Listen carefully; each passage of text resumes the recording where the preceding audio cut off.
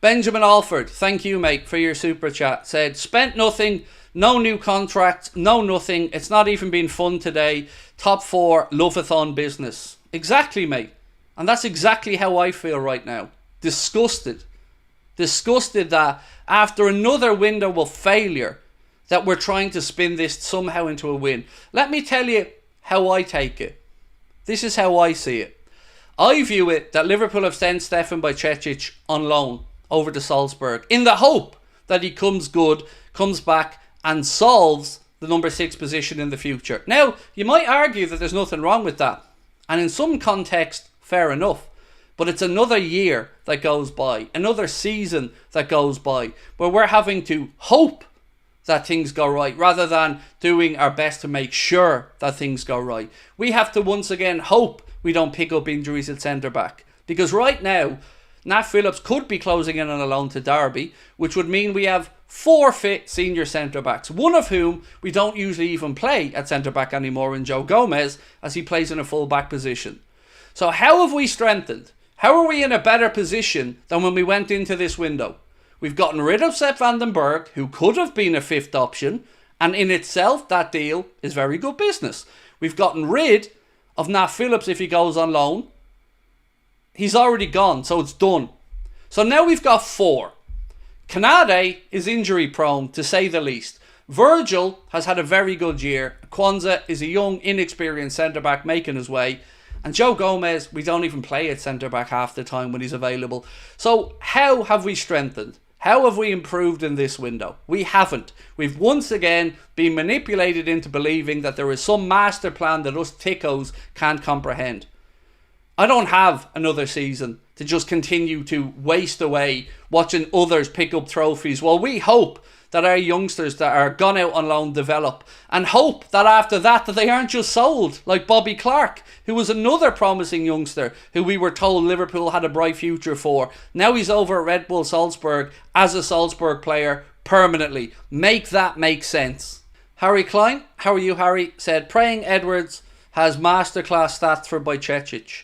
Yes, we all honestly hope Bajcetic does really well. Of course we do.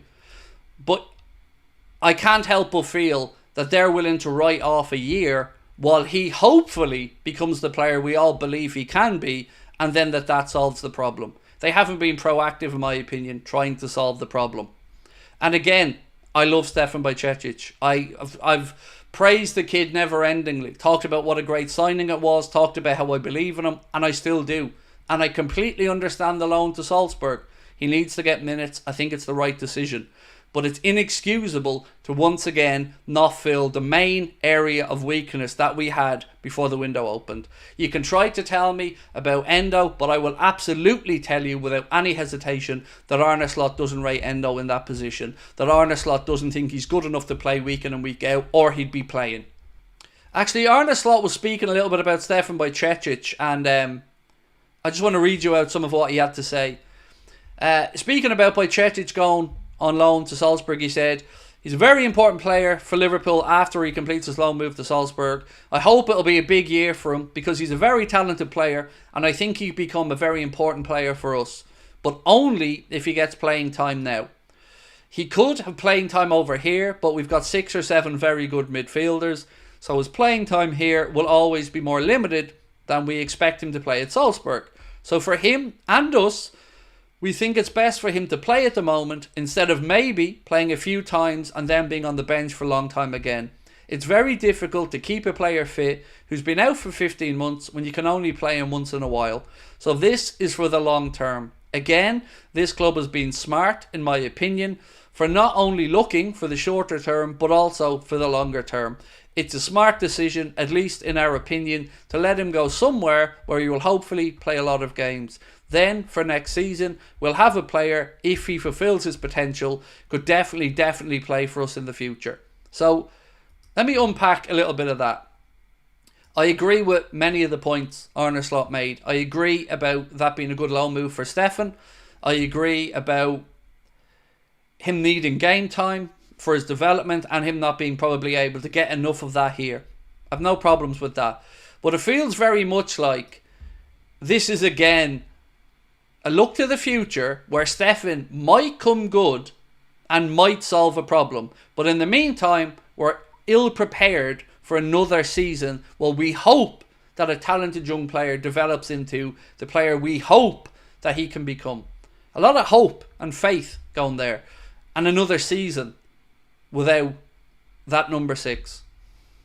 So look, I also hope he does well. But